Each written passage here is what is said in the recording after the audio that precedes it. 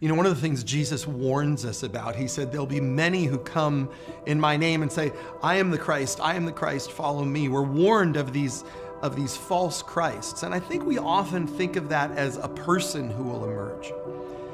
But as I've journeyed with the Lord for most of my life, I've come to realize that a lot of us know Baptist Jesus, Lutheran Jesus, Assembly of God Jesus, charismatic Jesus.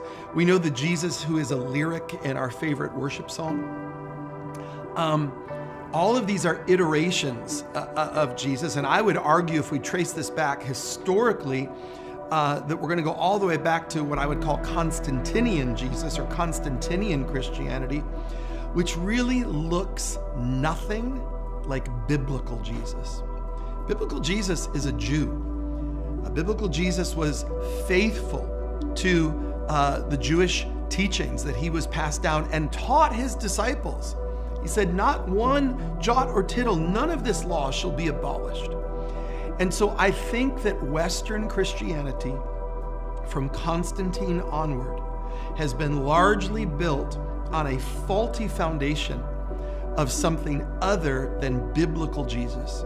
And I believe that it is the urgent, prayerful, studious work of a true disciple to begin to discover biblical Jesus so that we can come back to that Acts 2:42-47 movement that Jesus began, which, by the way, was Jesus never came to start a religion called Christianity.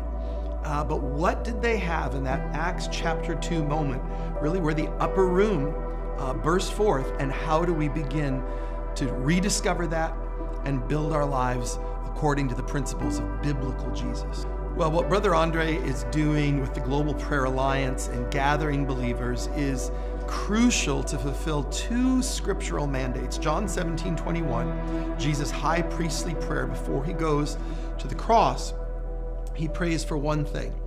He says, Father, he doesn't say, God, let them be great healers. Let them be great preachers. Let them be great soul winners. He doesn't say any of that. He says, Father, let them be one, even as you and I are one. The passion of Jesus' heart, moments before he knowingly is going to give his life for the divine plan that he knows God has called him to. The passion is that all of us who would follow in his name would walk in unity.